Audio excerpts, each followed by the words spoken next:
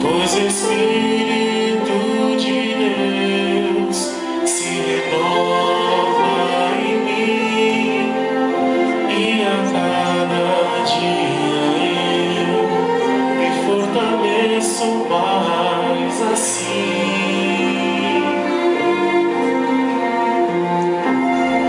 Eu não olho para as coisas que hoje posso ver, que não duram muito tempo e logo vão passar. Mas eu olho para as coisas invisíveis, pois jamais acabarão, são sublimes, eternas.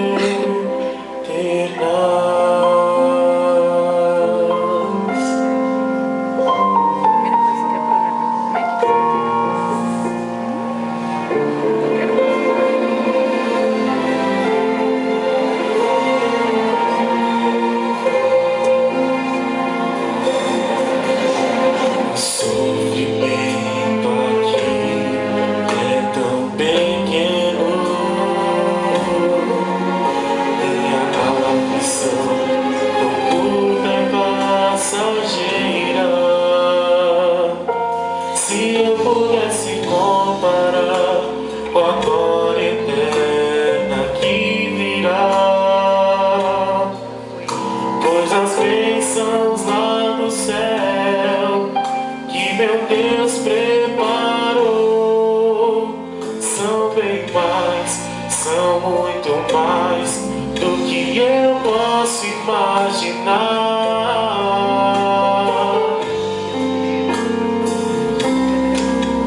Eu não olho para as coisas que hoje posso ver,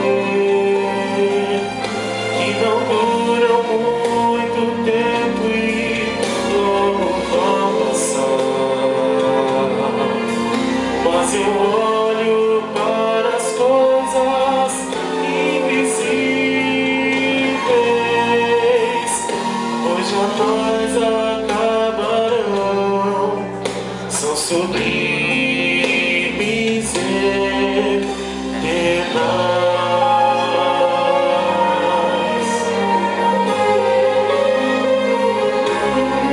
Eu não olho para as coisas que hoje posso ver. Eu não olho para as coisas que hoje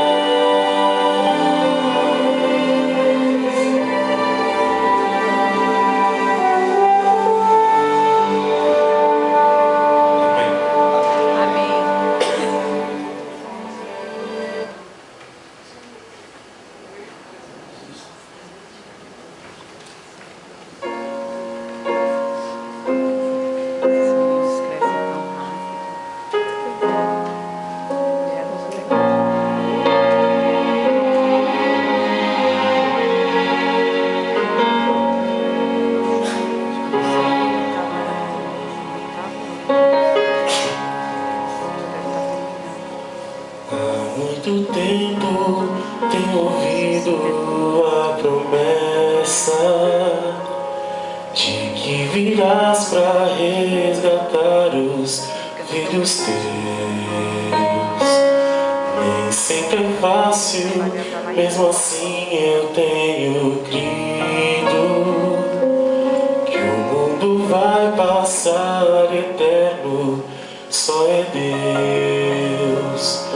Eu posso ver ao meu redor que o mal insiste em tomar meu coração,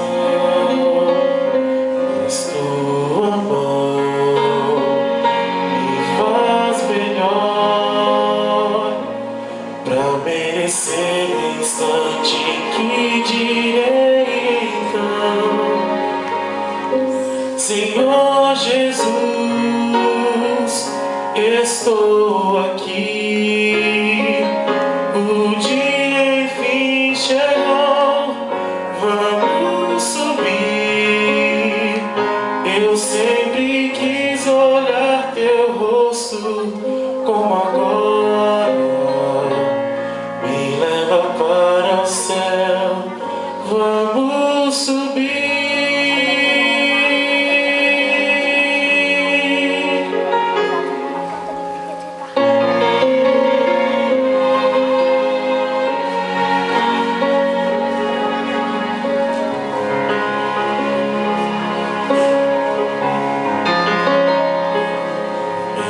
Que todos os amigos se afastem e que eu seja perseguido em viver. Tua presença em minha vida é o que importa. Tenho a certeza de que não vou perecer. Eu posso ver ao meu redor que o mal insiste em tomar meu coração, mas tua mão me faz melhor pra merecer o instante em que direi então: Senhor Jesus, estou aqui. O dia enfim chegou, vamos subir. Eu sempre quis olhar teu rosto como agora. Me leva para o céu, vamos subir. Já posso ver o lar que me espera. Já posso contemplar o seu olhar.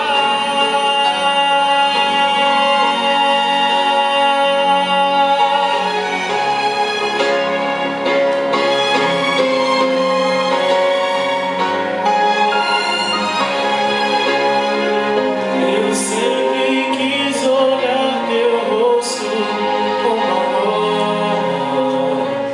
Me leva para o céu, vamos subir.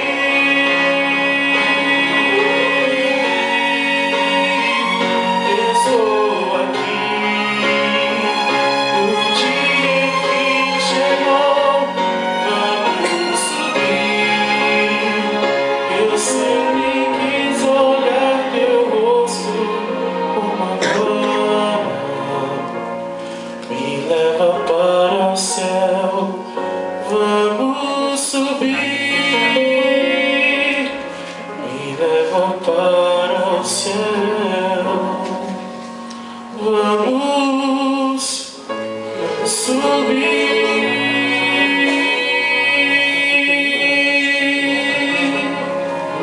Amém.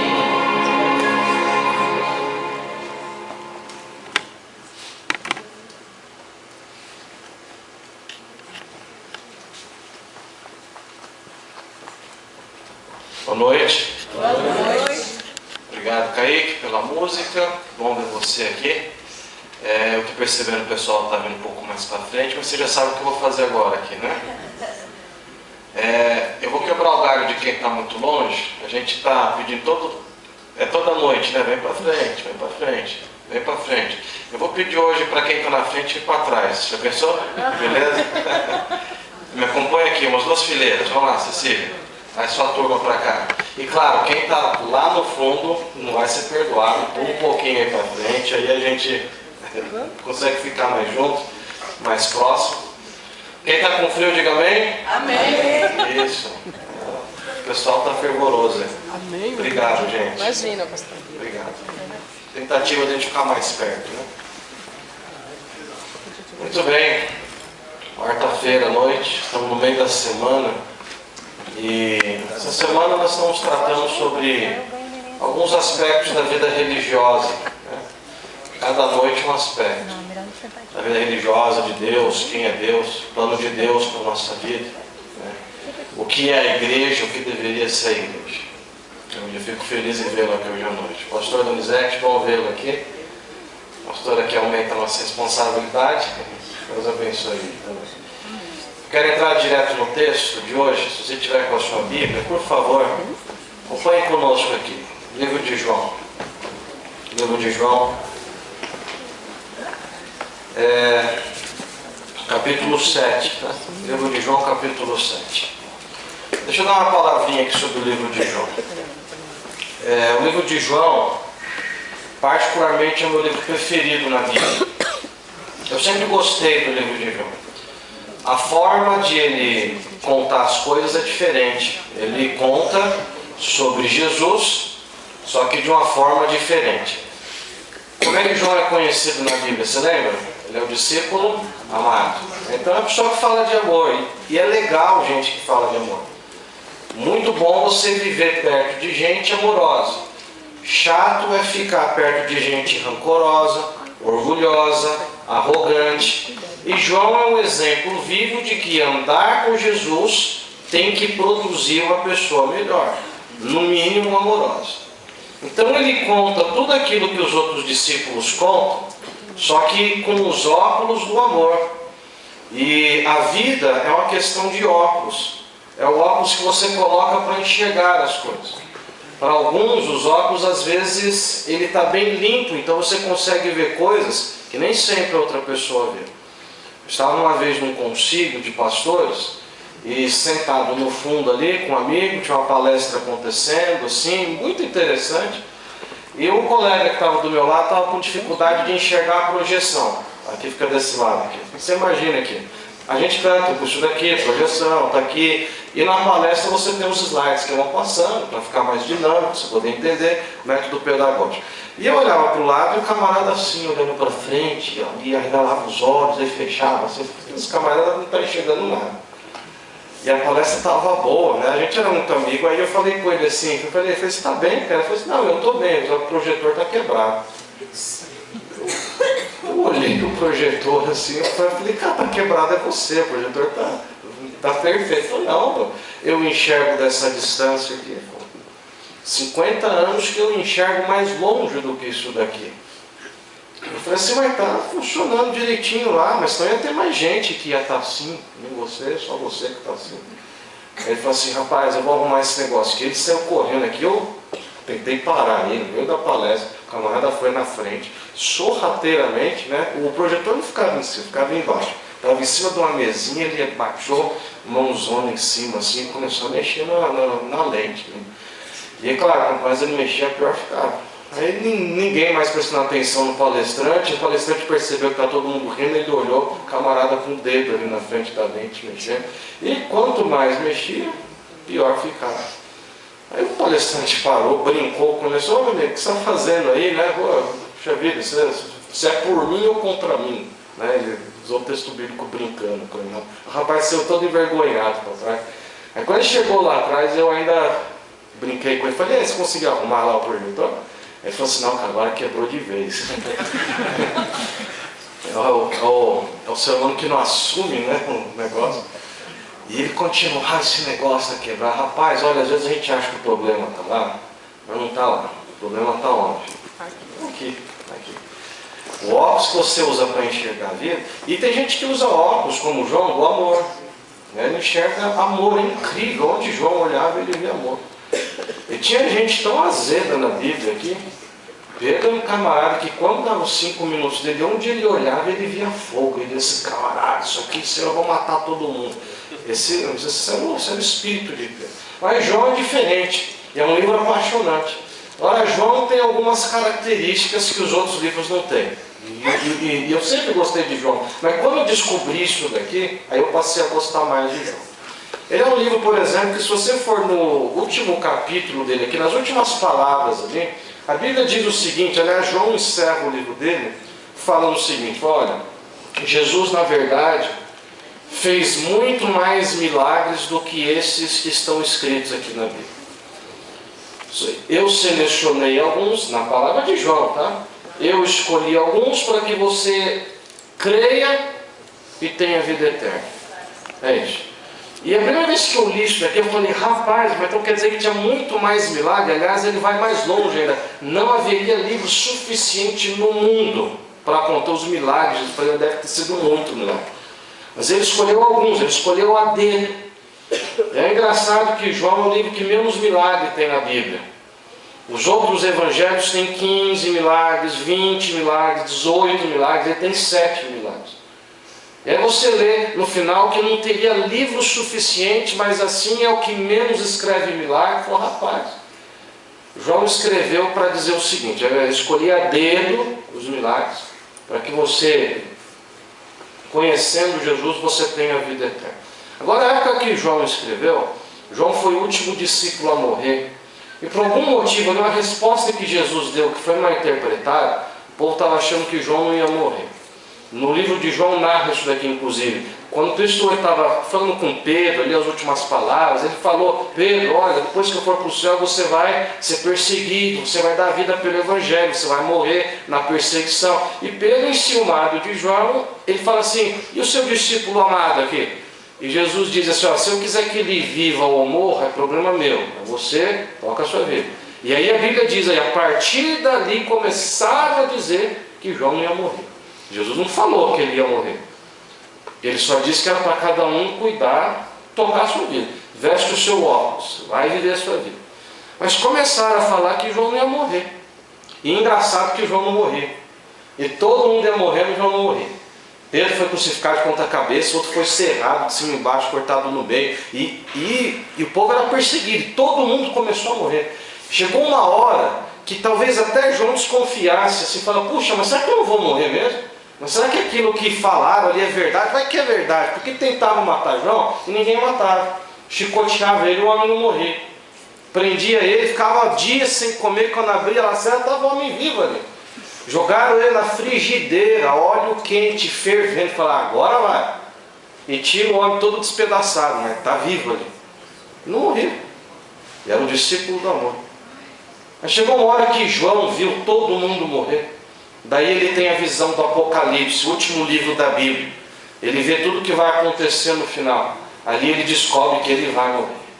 Mas acontece um negócio diferente aqui com João. Quando ele escreve o Apocalipse, que ele vê as coisas que vão acontecer no final dos tempos, ele começa a pensar na morte dele, ele olha para a geração dele.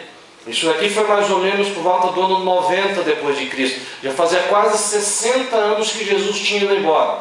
Quer dizer, quem viu Jesus, a maioria já tinha morrido. E você estava agora com a segunda geração de cristãos.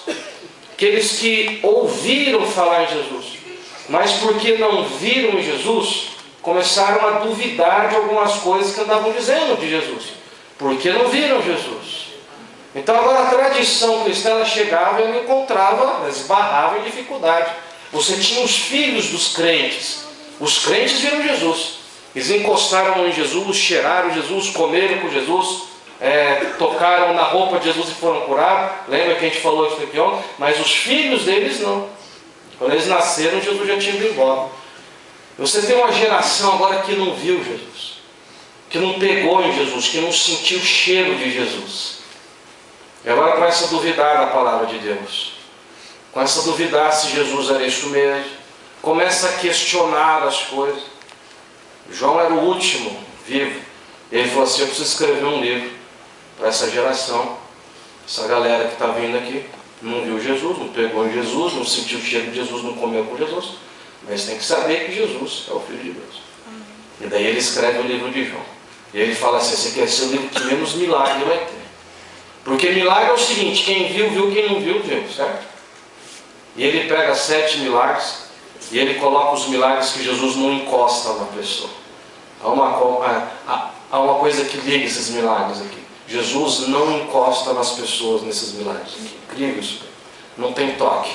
Não que Jesus era impessoal, mas aqui em João, por exemplo, você vê o milagre lá da transformação da água em vinho. Está lá, o casamento, acabou o vinho. Jesus, ele fala assim: peguem água. Os rapazes vão lá, pegam água. Agora serve essa água aqui. Eles olharam ali e tinha água dentro. Eles falaram assim: vai lá e serve. Aí ele serve e a gente não sabe se foi no meio do caminho, se foi na boca do rapaz, se foi na concha, se foi no copo, em que momento que foi, mas virou vinho e longe de Jesus. Jesus não encosta, não.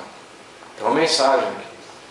Mas chega lá a filha do rapaz morrendo e ele fala o seguinte: vai para casa que ela vai ser curada, pode ir embora. E Jesus não pisou na casa do camarada e a menina foi curada. Quando Lázaro morre, Jesus ele chega e não encosta em nada. E ele fala assim: vocês tirem a pedra.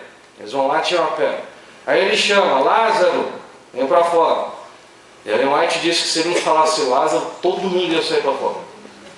Se ele só falasse vem para fora, ia vir a galera para fora. Todo mundo, quem estava vivo ia morrer de susto, de ver o negócio todo saindo. Mas ele não encosta em nós. Não porque ele era impessoal, mas porque tem uma mensagem aqui em João. E essa mensagem central, ela é o tema dessa noite aqui. Para quem não viu Jesus, para quem teve que acreditar em Jesus porque outro falou, você saiba que apesar de não poder encostar em Jesus, a palavra de Jesus é tão poderosa quanto o seu toque. Okay?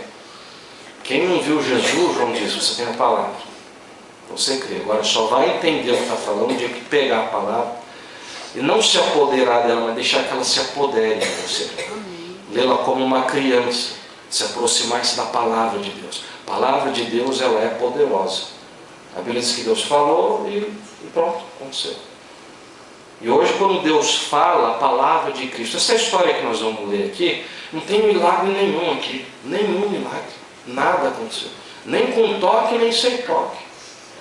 Mas o que Cristo fala aqui, o teor da mensagem dele, a profundidade das suas palavras, transformou a geração que estava ali e continua transformando até hoje. Amém. Nós vamos ler 3 versos somente, é o João capítulo 7, versos 37 e 39.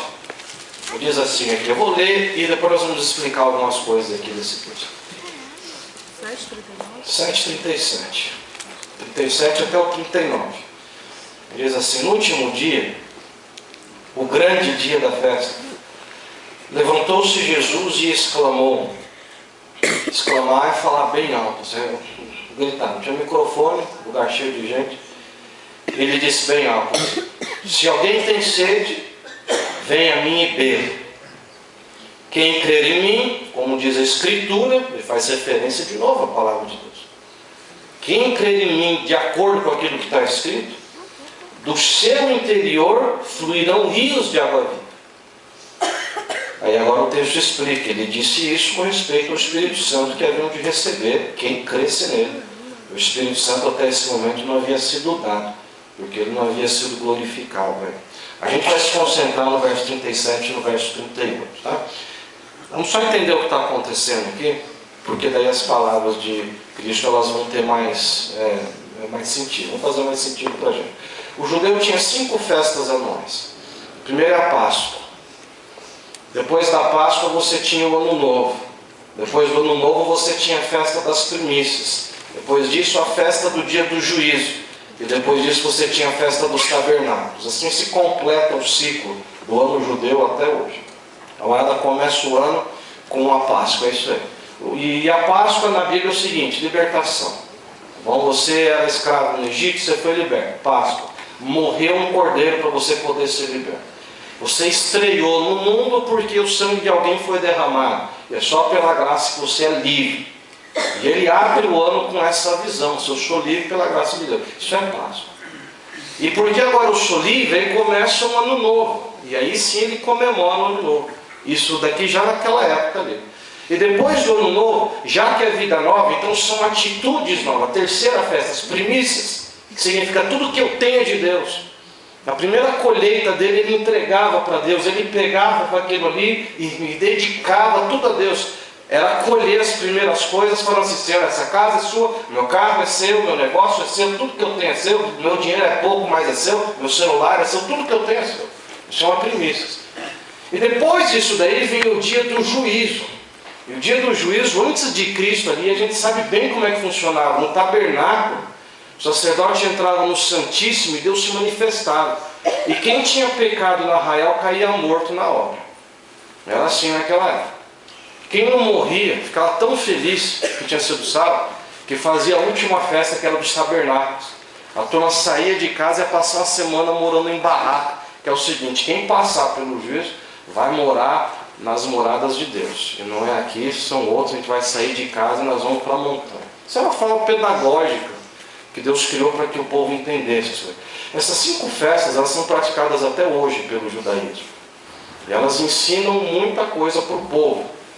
E essas 5 festas aqui é o seguinte: onde o camarada estiver no mundo, ele para e ele observa isso daqui.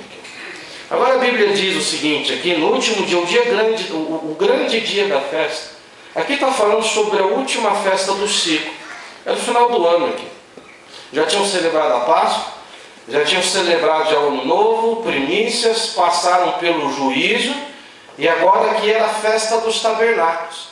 A pregação dessa festa aqui é o seguinte: a gente não é desse mundo, simplesmente. Um dia nós vamos ter o nosso lar, um dia a gente não vai sofrer, um dia a gente não vão tirar vantagem da gente, um dia nós vamos ter o nosso lar, um dia as coisas vão ser diferentes, um dia nós vamos morar nas habitações de Deus. Essa é a mensagem da festa, era essa daqui. E 8 dias o povo passava, mesmo quem morava ali em Jerusalém. Jerusalém tinha uns 300 mil habitantes aqui nessa época, mas na festa dessa época aqui costumava subir para uns 2 milhões de pessoas. Era gente dormindo na rua, em cima da montanha, na colina, embaixo da ponte, em qualquer lugar. E tudo em barraca, celebrando o seguinte: um dia tudo isso daqui vai passar. A gente sofre, mas nós cremos em Deus. E um dia a vida ela vai ser justa para com a gente. E a Bíblia conta então aqui, a narrativa era o 8º dia. O povo ficava 8 dias. Você pensa, 8 dias de acampamento. O povo não aguentava mais no final da festa. Eles tinham um ritual diário, que era o seguinte: essa turma saía toda manhã de onde eles estavam e iam se encontrar lá no templo. Eles iam andando, o templo tinha uma escadaria ali, e todas as manhãs esse ritual acontecia aqui. Eles subiam ali no templo, e quando estava todo mundo dentro do templo ali, o sacerdote ele pegava 2 vasos grandes de água. Tinham 2 vasos de barro ali. E ele descia a escadaria, só o sacerdote. Ele ia lá embaixo até um tanque de Siloé, que era uma abertura embaixo de um rio subterrâneo, que ficava borbulhando água o dia todo. Ele enchia um vaso de água, enchia outro com vinho, subia a escadaria. Enquanto todos estavam ali, ele jogava a água e jogava o vinho dentro do altar. E o altar tinha saídas subterrâneas também, um encanamento que dava a volta em toda a cidade, por baixo da terra, e depois ia desaguar naquele mesmo rio, só que do lado de lá. E o povo vibrava com isso daí. O que significa água isso daí? Água significa vida, vinho significa alegria, é tudo aquilo que o povo queria. E com isso daqui a mensagem era a seguinte: através do altar, através de Deus, vem a vida para todos, vem a alegria. E essa alegria ela dava. Eles cantavam, pegavam um cântaro de água, outro de vinho, o sacerdote jogava ali e o povo vibrava. Deus tem abençoado essa nação, todo dia assim. Primeiro dia, segundo, terceiro, quarto, cinco, sexto, sétimo dia. Só que no último dia, o ritual mudava. O sacerdote pegava o balde de água, o de vinho, ia lá embaixo, buscava. E quando ele subia a escadaria, era o dia que mais gente tinha ali. E ao invés de alegria, de euforia, o povo ficava em silêncio. Todo mundo querendo ir embora para casa já. Mas todo mundo ficava por esse último momento em que Jesus ficou em pé e falou o que ele falou aqui. E nesse momento aqui, Quando o sacerdote chegava com o balde de água, com o cântaro de água, ao invés de jogar em cima do altar, dizendo assim, essa cidade será abençoada, ele jogava no chão. E ele pegava o vinho e jogava no chão também. E jogar no chão não significava o seguinte: essa terra tem desperdiçado vida e tem desperdiçado alegria. E é por isso que a gente ainda comemora a festa dos tabernáculos aqui na terra. Essa aqui era a mensagem. É por isso que a gente ainda não foi para as moradas de Deus, pela nossa infidelidade. A gente sonha com isso daqui, a gente quer um mundo melhor, a gente quer a bênção de Deus, mas tem sido infiel um monte de coisa. A mensagem era essa daqui. E hoje a nação está assim, vazia. Eles vaziavam o cântaro, jogavam no chão aquilo aí, faziam uma meleca no chão no templo da igreja. E todo mundo, nesse instante, ele pegava aquele vaso e ele erguia, e ninguém falava mais nada. E com o vaso para cima, todo mundo olhava e sabia: esse vaso está vazio por minha culpa. Eu estou desperdiçando um monte de coisa que Deus quer me dar. E a turma olhava e em silêncio todo mundo ia embora. A semana toda era de euforia, mas no último dia era um dia assim de meditação. Alguns começaram a chorar ali no meio, lembrando das coisas. O vaso ele ficava para cima, vazio, e ninguém tinha coragem de falar nada. Quem olhava o vaso sabia: isso daqui é a minha vida, está vazio. Minha vida está assim, cheia de bênção desperdiçada. Ao invés de água, ao invés de vinho, tem um monte de tranqueira dentro. Quem olhava, ia embora. E assim o povo ia embora, até o outro ano. Quando voltava no ano seguinte, era festa, festa, festa. E no último dia, a última cerimônia do ano, o vaso era erguido vazio. E o povo tinha que lembrar, falar de novo: eu preciso me acertar com Deus, não é possível. Olha o tanto de coisa que eu perdi esse ano de novo. Olha o quanto de coisa Deus gostaria de dar para mim. E agora a Bíblia diz que nessa hora, na hora que o vaso estava lá em cima, água no chão, vinho no chão, o pessoal pensando naquilo que não fez e deveria ter feito. Ou pior, naquilo que fez. A Bíblia diz que Jesus ele ficou em pé, ele aponta para o vaso e fala assim: vocês estão com sede, né? Aí ele diz essas palavras aqui: sua vida está vazia? Ele diz: vem para mim, vem a mim. Ele diz assim: se alguém tem sede, venha a mim e beba. Daí ele menciona as Escrituras, conforme as Escrituras diz que quem crê em mim não vai ser só um balde cheio, mas ele diz: é um rio que vai sair de você. Amém. É água atrás de água, é vida atrás de vida, é alegria atrás de alegria, que não vai ter como segurar a catarata que vai sair de você. Não vai ter como medir isso daí. Acreditem nisso, povo. Essa é a ênfase de Cristo. Por isso que a Bíblia diz: ele exclamou: vem para mim. Vocês estão estudando profecia há milênios, elas estão falando da minha vinda. Vocês conhecem tudo de Bíblia, mas parece que não tem um relacionamento com Deus. Fala: vem para mim. Eu criei vocês. Você está árido a vida. Cristo diz: eu tenho água. E o poder da água é de vida, é de ressuscitar. Ele diz: venha a mim, do seu interior fluirão rios de água viva. Eu cresci em casa assistindo aqueles vídeos que passam da África, da National Geographic, né? Eu me lembro de um específico, que ele falava sobre as temporadas de chuva. Em algum parque nacional da África, eu não me lembro onde que é mais, mas eram aqueles lá assim que tinham vários animais, a zebra, o leão, e ele mostrava aquelas caçadas, os bichos e os elefantes, o ciclo da vida ali. Um morrendo, o outro nascendo, aí um tem que morrer para o outro viver, e achavam aquilo ali terrível. Mas no meio dessa caçada, havia uma época em que todos sofriam igualmente, todos os animais e plantas da África eles sofrem. Que é com a época que ela vai mais ou menos de julho até fevereiro, março, são mais de 6 meses que as florestas não vem uma gota de água e resseca tudo. E o documentário ia mostrando ali peixe morrendo, rio secando, animais que morriam não porque eram caçados por outros animais, mas pela simples falta de água que é a vida. E o documentário ia mostrando ali novembro, dezembro, cada vez mais seco, mais árido aquele negócio ali. E ele mostrava ali uma planta de uma forma especial, que essa planta em março ela estava frondosa, ela tinha um tronco grosso, espesso, muitas folhas ali, ela tinha muita coisa. Mas conforme chegando no outono, no inverno, aquilo tudo ia caindo e o tronco dele murchava, ficava fininho. E muitas plantas morriam.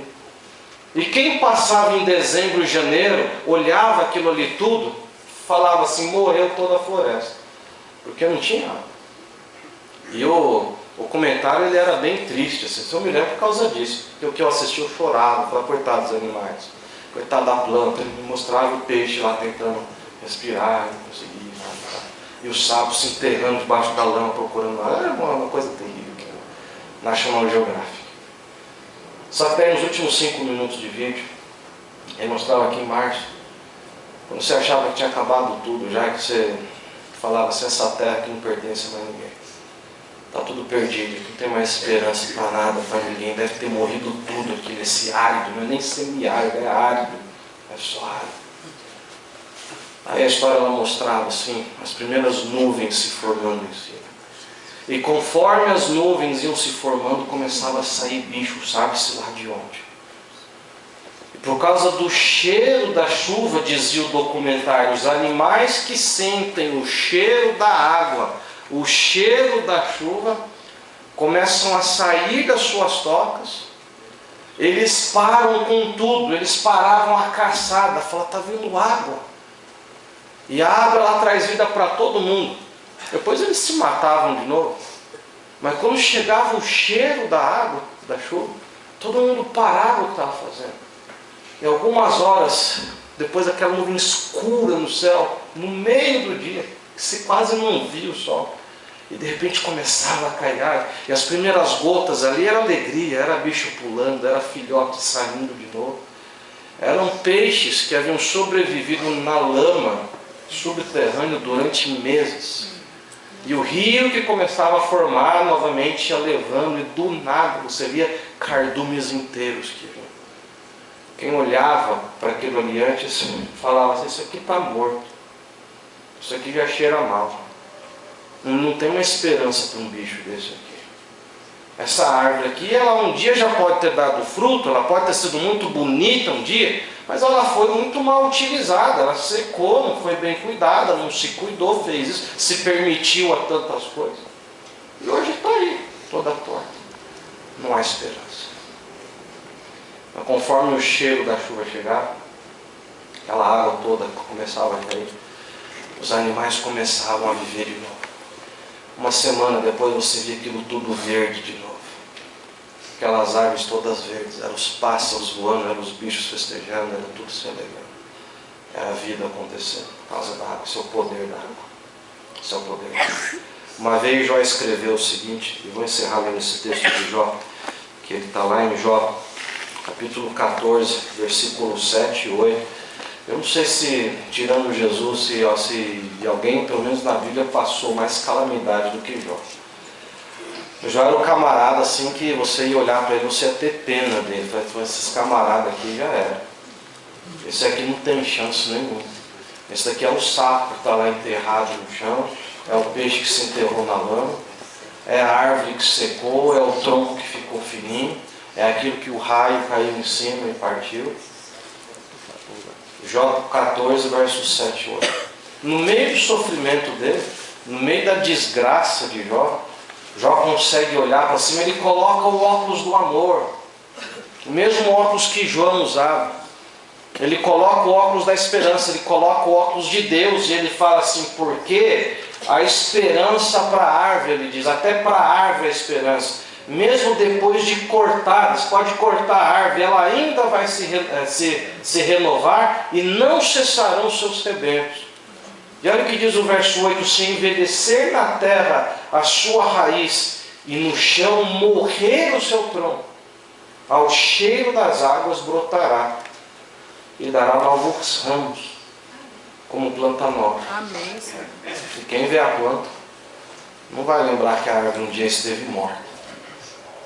Quem vê o tamanho da copa que for formada, daquele monte de árvore, não vai se lembrar da desgraça que aquela árvore foi. Para Deus o que importa é a copa que vai se fazer depois.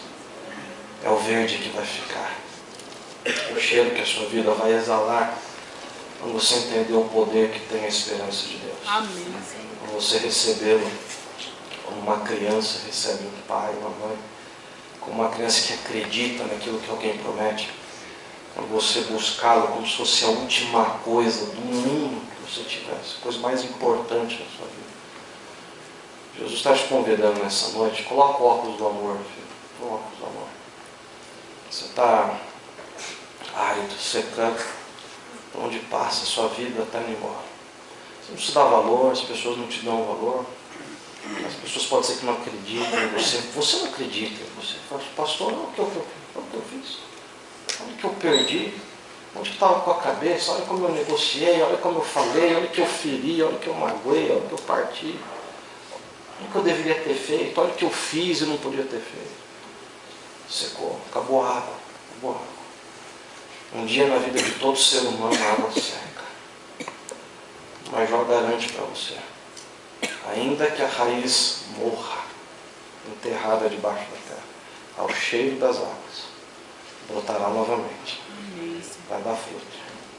Agora você não vai fazer isso sozinho. A planta não faz isso sozinho. A água tem que vir de fora, meu bem. A água tem que vir de fora.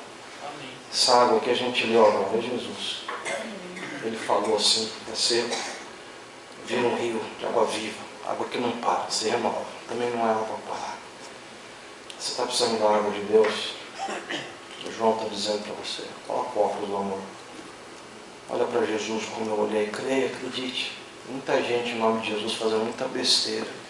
Aceite Jesus da Bíblia. Esquece um pouco o que você viu. Fala um exemplo, talvez não foi bom, isso aqui tudo bem. O diabo também está em toda essa parte. Olha para Deus, olha para Jesus. Você já viu que a sua vida deu até aqui? Vamos fazer diferente. Quem olha para você talvez pense, esse aqui já era. Não. Os melhores dias ainda estão por vir. Amém. Ainda estão para acontecer. Para quem entender isso daqui.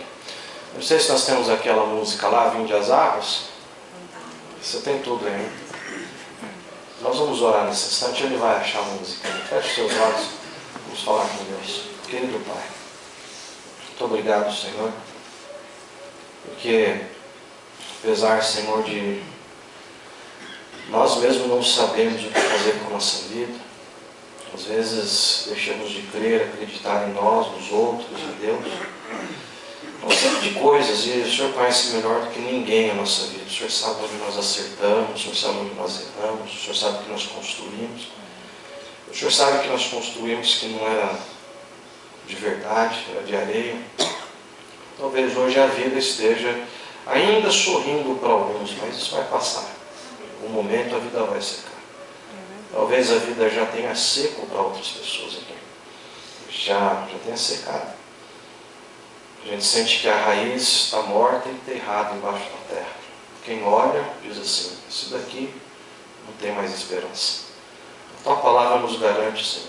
Nós estamos ouvindo aqui o relato de João, uma pessoa que tocou em Jesus, que diz, pode acreditar em mim, eu vi isso que aconteceu. Nós estamos ouvindo aqui o relato de Jó, uma pessoa que sofreu e que ela falou assim, eu passei coisa pior, que você pode acreditar, é verdade. Deus tem na sua mão todo o poder. Amém. Senhor Deus, queremos nos entregar a Ti. Não tem alternativa mais inteligente do que essa. Nós queremos, Senhor, um relacionamento puro contigo, contínuo, profundo, significativo, que não se baseie só nas nossas necessidades, nos nossos sentimentos, mas na Tua palavra.